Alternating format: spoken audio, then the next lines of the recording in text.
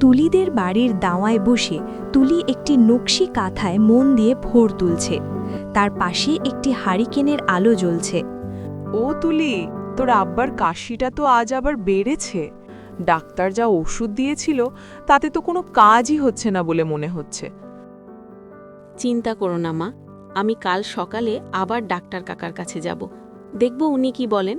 তুমি আব্বাকে গরম জলের সেকটা দিয়েছ? ও মা, শরীরটা যে দিন দিন কেমন ভেঙে পড়ছে।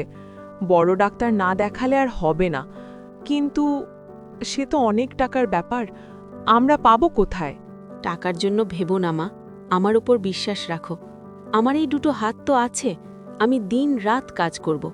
আমার এই কাঁথাটা শেষ হলেই হাটে নিয়ে যাব, দেখবে ভালো দাম পাবো। তোর এই কাঁথা, এ তো শুধু কাঁথা নয় মা, এ তো এক একটা জীবন্ত ছবি। তোর হাটে যেন জাদু আছে। কিন্তু গ্রামের হাটে কি আর এর কদর কেউ বুঝবে? সবাই তো আজকাল শহরের ঝলমলে জিনিসের পেছনে ছোটে। যে বুঝবে সে ঠিকই কিনবে মা। আমার এই নকশার মধ্যে আমাদের গ্রামের প্রাণ আছে, আমাদের ভালোবাসা আছে। এর মূল্য কি শহরের নকল জিনিসের চেয়ে কম?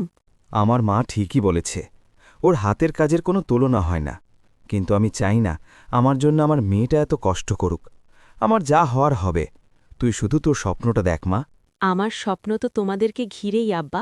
তুমি সুস্থ না থাকলে আমার কোনো স্বপ্নই পূরণ হবে না। তুমি ভেবো না, আমি সব ঠিক করে দেব। তুলি আবার তার কাঁথার দিকে মন দেয়। তার সুইয়ের প্রতিটি ভোর যেন তার পরিবারের জন্য এক একটি প্রার্থনা হয়ে উঠতে থাকে। দেখুন আমিনা ভাবি, আমি আর আটকাতে চাই না। আমজাদ ভাইয়ের অবস্থা খুব একটা ভালো নয়। ফুসফুসে জল জমেছে, আর সংক্রমণটা অনেক গভীরে চলে গেছে। গ্রামের এই সামান্য ওষুধে আর কাজ হবে না। ওনাকে অবিলম্বে শহরের বড় হাসপাতালে নিয়ে যেতে হবে।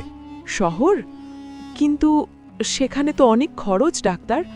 আমরা ডাক্তারের কথা শুনে তুলির মাথায় যেন আকাশ ভেঙে পড়ে। লাখ টাকা, এই শব্দটা তার কাছে এক কল্পনার মতো। তার মনে পড়ে গ্রামের এক কাকি কিছুদিন আগে ঢাকা থেকে ঘুরে এসে এক বড় বুটিকের গল্প করছিল, যেখানে হাতের কাজের খুব দাম। তোর হাতের যা কাজ তুলি, তুই যদি একবার ঢাকা শহরে যেতে পারিস তাহলে দেখবি তোর বানানো জিনিসের কত দাম। সেখানে গ্ল্যামর অ্যাটায়ার নামে একটা বড় দোকান আছে, তারা নাকি এসব নকশার জন্য হাজার হাজার টাকা দেয়। মা, আমি ঢাকা যাব। ঢাকা? কি বলছিস এসব মা? তুই কোনোদিন গ্রামের বাইরেও যাসনি? ওই অচেনা শহরে তুই একা একা? না না, এ হতেই পারে না। আমাকে যেতেই হবে আব্বা। তোমার চিকিৎসার টাকার জন্য আমাকে এটা করতেই হবে। আমি শুনেছি শহরে হাতের কাজের অনেক দাম। আমি গ্ল্যামার অ্যাটায়ার নামে একটা দোকানে কাজ নেব। আমি খুব তাড়াতাড়ি টাকা জমিয়ে তোমার জন্য পাঠিয়ে দেব। না তুলি, শহর ভালো জায়গা নয় মা। ওখানে সবাই সবাইকে ঠকায়। তুই আমাদের এই ছোট্ট গ্রামের মেয়ে, তুই ওই নেকড়েদের সাথে পারবি না। পারবো মা, তোমরা আমাকে যেভাবে সততা আর ভালোবাসা দিয়ে বড় করেছ, সেটাই আমার সবচেয়ে বড় শক্তি। আমার হাতের কাজ আমার বিশ্বাস, আমাকে কেউ হারাতে পারবে না। তোমরা শুধু আমার জন্য দোয়া করো।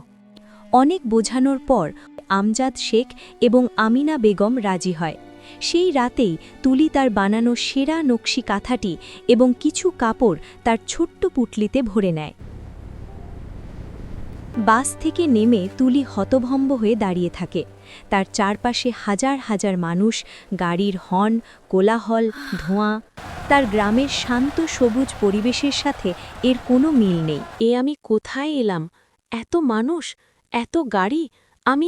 আমি গ্ল্যামার অ্যাটায়ারের ঠিকানা কি করে খুঁজে পাবো? সে ভয় পেয়ে যায়। সে একটি ঠিকানা লেখা কাগজ হাতে নিয়ে এদিক ওদিক তাকাতে থাকে। একজন লোক তার সাথে ধাক্কা খেয়ে তাকে বকা দিয়ে চলে যায়। তুলি আরও ঘাবড়ে যায়। সে এক কোণায় দাঁড়িয়ে কাঁদতে শুরু করে। আমি একটা ঠিকানা খুঁজছি, গ্ল্যামার অ্যাটায়ার। আরে, আমি তো ওখানেই কাজ করি। তুমি ওখানে যাবে? নতুন কাজে যোগ দিতে এসেছো বুঝি? হ্যাঁ দিদি, আপনি কি আমাকে পথটা দেখিয়ে দেবেন? নিশ্চয়ই দেব। আমার নাম রিনা। আমিও তোমার মতোই গ্রাম থেকে এসেছি। চলো, আমার সাথেই চলো। তবে একটা কথা আগেই বলে রাখি আপা, শহর কিন্তু গ্রামের মতো নয়। এখানে মনটাকে একটু শক্ত করতে হয়।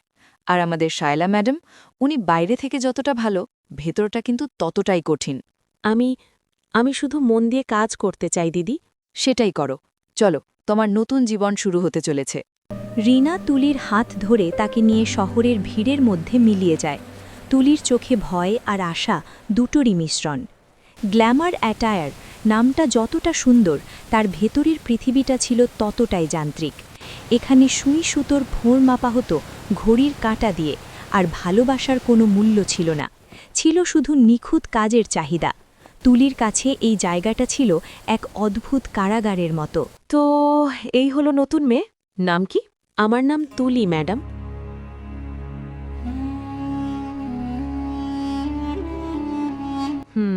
গ্রাম থেকে এসেছো দেখেই বোঝা যাচ্ছে। তা কি কাজ পারো? সেলাই জানো? আমার এখানে কিন্তু গ্রামের মতো ঢিলেমি চলে না। এখানে প্রতি মিনিটে কাজ হয়। সময় মতো ডেলিভারি দিতে না পারলে মাইনে কাটা যাবে, মনে থাকে যেন। আমি নকশি কাঁথার কাজ খুব ভালো জানি ম্যাডাম। আমি আমার কিছু কাজ এনেছি। থাক থাক, ওসব পুরনো নকশা এখন আর চলে না। এখন যুগ পাল্টেছে। তোমাকে যা ডিজাইন দেওয়া হবে হুবহু সেটাই তুলে দিতে হবে।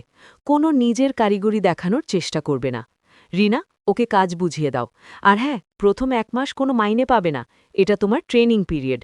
যদি কাজ পছন্দ হয় তবেই চাকরি পাকা হবে। মিসেস শায়লা আর কোনো কথা না বলে তার কাচের অফিসে ঢুকে যায়। তুলির মুখটা ফ্যাকাশে হয়ে যায়। তুলিকে একটি মেশিনের সামনে বসিয়ে দেওয়া হয়। তার কাজ হল শাড়ির পাড়ে লেস লাগানো। যে হাতে সে স্বপ্ন বুনত, সেই হাতে এখন তাকে যান্ত্রিকভাবে একই কাজ করে যেতে হচ্ছে। শহর মানুষের শরীরকে আশ্রয় দেয়, কিন্তু মনকে কেড়ে নেয়। তুলির ক্ষেত্রেও তাই হচ্ছিল। দিনের বেলার যান্ত্রিক পরিশ্রম তার প্রতিভাকে গলা টিপে ধরছিল। তাই রাতের এই একাকিত্বই ছিল তার মুক্তির সময়। এই সময়েই সে আবার তার আসল সত্তার কাছে ফিরে যেত। আব্বা, মা, তোমরা কেমন আছো? আমি ভালো নেই। এখানে কেউ আমার কাজ বোঝে না। এখানে কেউ আমার স্বপ্নকে দাম দেয় না। আমার দম বন্ধ হয়ে আসছে। কিন্তু আমি হেরে গেলে চলবে না। আব্বার চিকিৎসার টাকা আমাকে জোগাড় করতেই হবে। সে একটি ছোট কাপড়ের টুকরো নেয় এবং তার ওপর তার সুই সুতো দিয়ে একটি ছোট্ট নীল অপরাজিতা ফুল ভরতে শুরু করে। এটা তার মায়ের প্রিয় ফুল। কাজটি করার সময় তার মুখে এক অদ্ভুত শান্তি নেমে আসে। রিনা ওয়াশরুম থেকে ফেরার পথে দৃশ্যটি দেখতে পায়। সে অবাক হয়ে তুলির হাতের কাজের দিকে তাকিয়ে থাকে। এই কি আপা, এ তো অসাধারণ। এমন জীবন্ত কাজ তো আমি কোনোদিন দেখিনি। মনে হচ্ছে যেন কাপড়ের উপর সত্যিকারের একটা ফুল ফুটে আছে। এটা কিছু না দিদি, মন খারাপ লাগছিল তাই। কিছু না মানে? তুমি তো একজন শিল্পী, আর তোমার এই প্রতিভা তুমি শায়লা ম্যাডামের ভয় লুকিয়ে রাখছ। কালই তুমি এটা ম্যাডামকে দেখাবে। উনি এটা দেখলে তোমাকে আর লেস লাগানোর কাজ দেবেন না, নিশ্চিত। কিন্তু উনি তো বলেছিলেন। উনি অনেক কিছুই বলেন, কিন্তু টাকার গন্ধ পেলে উনি সব ভুলে যান। আমার কথা শোনো আপা, তোমার এই প্রতিভাই তোমাকে এখান থেকে মুক্তি দেবে। রিনার কথায় তুলি কিছুটা সাহস পায়। সে ঠিক করে পরদিন সে তার কাজটি মিসেস শায়লাকে দেখাবে। তুলি ভয়ে ভয়ে মিসেস শায়লার অফিসে প্রবেশ করে। মিসেস শায়লা একটি বিদেশি ফ্যাশন ম্যাগাজিন দেখছে। ম্যাডাম, আসতে পারি? কি চাই? কাজের সময় এখানে কি? ম্যাডাম, আমি এই ছোট্ট কাজটা করেছিলাম। যদি আপনি একবার দেখতেন। মিসেস শায়লা তাচ্ছিল্যের সাথে কাপড়ের টুকরোটি হাতে নেয়, কিন্তু অপরাজিতা ফুলের নকশাটি দেখার সাথে সাথে তার চোখ দুটো লোভে চকচক করে ওঠে। সে এমন নিখুঁত এবং মৌলিক ডিজাইন আগে কখনো দেখেনি। মোটামুটি গ্রামের কাজ বোঝাই যাচ্ছে। এর মধ্যে কোনো আধুনিকতা নেই। এসব ডিজাইন আজকালকার যুগে চলে না তুলি। তবে চেষ্টা করেছো, এটা ভালো। যাও, নিজের কাজে মন দাও, আর এসব ফালতু জিনিস বানিয়ে সময় নষ্ট করো না। কিন্তু সে মুখে সেটা প্রকাশ করে না। তুলি হতাশ হয়ে বেরিয়ে আসে, কিন্তু মিসেস শায়লা কাপড়ের টুকরোটি নিজের ড্রয়ারে যত্ন করে রেখে দেয়। কিছুদিন পর।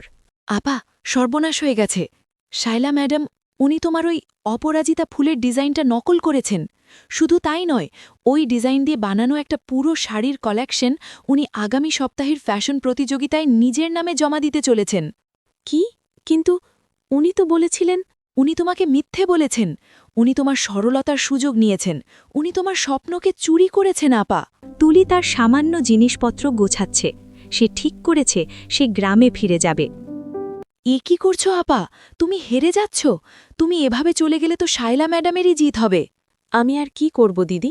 আমি লড়াই করতে পারবো না। আমি একজন সাধারণ গ্রামের মেয়ে আমার স্বপ্ন দেখারই ভুল হয়েছিল। একদম না, তোমার কোনো ভুল হয়নি। ভুল ওই মহিলার, যে তোমার প্রতিভাকে সম্মান করতে পারেনি।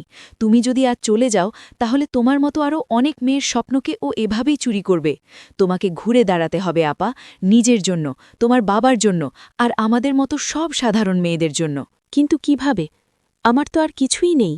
তোমার সবচেয়ে বড় অস্ত্র তো তোমার কাছেই আছে, তোমার প্রতিভা। ওই প্রতিযোগিতা এখনও 1 সপ্তাহ বাকি। এই 7 দিনে আমরা দেখিয়ে দেব আসল নকশা আর নকলের তফাৎ। তুমি রাত জেগে কাজ করবে, আর আমি তোমাকে সাহায্য করব। আমরা ওই প্রতিযোগিতায় অংশ নেব। ঠিক আছে দিদি, আমি লড়ব। রিনার কথায় তুলির চোখে আবার আগুন জ্বলে ওঠে। সে তার পুটলি থেকে একটি নতুন সাদা কাপড় বের করে। জমকালো মঞ্চ। শহরের সব নামকরা ব্যক্তিরা দর্শকাসনে বসে আছেন। বিচারকের আসনে বসে আছেন মিস্টার জামান। সেদিন মঞ্চে 2টি গল্পের লড়াই ছিল। একটি ছিল চুরির গল্প, যা চাকচিক্যের আড়ালে ঢাকা, আর অন্যটি ছিল এক অদম্য জেদের গল্প, যা সততার আলোয় উজ্জ্বল। এবার মঞ্চে আসছেন গ্ল্যামার অ্যাটায়ারের কর্ণধার মিসেস শায়লা। ধন্যবাদ। আমার এই নতুন কালেকশনের অনুপ্রেরণা হল বাংলার প্রকৃতি। আমি বাংলার ফুলকে আধুনিকতার সাথে মিশিয়ে এক নতুন রূপ দেওয়ার চেষ্টা করেছি। আশা করি আপনাদের ভালো লাগবে। এবার আমাদের শেষ প্রতিযোগী। এই কোনো বড় ব্র্যান্ড নয়, কোনো নামকরা ডিজাইনার নয়। আমাদের এই বাংলার মাটির এক সাধারণ মেয়ে, তুলি। তুলি মঞ্চে ওঠে, তার হাতে ধরা একটি মাত্র নকশি কাঁথা। সে কোনো মডেল ব্যবহার করে না, সে নিজেই কাঁথাটি মেলে ধরে। পুরো অডিটোরিয়াম স্তব্ধ হয়ে যায়। কাঁথাটিতে তুলির জীবনের গল্প আঁকা। আমার কোনো অনুপ্রেরণা নেই, আমার কাছে এটাই আমার জীবন। এই কাঁথার প্রতিটি ফোড়ে আমার কান্না, আমার ঘাম আর আমার স্বপ্ন মেশানো আছে। নকশা হয়তো চুরি করা যায়, কিন্তু তার পেছনের গল্পটা, তার আত্মাটা চুরি করা যায় না। আমার কাছে এটাই বাংলার আসল সৌন্দর্য। অসাধারণ। আমি আমার জীবনে এমন কাজ দেখিনি। এ শুধু ডিজাইন নয়, এ হলো আবেগ, এ হলো শিল্প। আপনার ডিজাইনের উৎস কি তা আমরা বুঝতে পেরেছি মিসেস শায়লা। ফ্যাশন মানে শুধু নকল করা নয়, ফ্যাশন মানে সততা। তুলি শহরে থেকে যায়নি। সে তার সম্মান আর তার বাবার চিকিৎসার টাকা নিয়ে তার শেকড়ের কাছেই ফিরে এসেছিল। কিন্তু সে একা ফেরেনি, সে সাথে করে নিয়ে এসেছিল এক নতুন স্বপ্ন, যে স্বপ্ন শুধু তার একার নয়, তার গ্রামের সব মেয়েদের।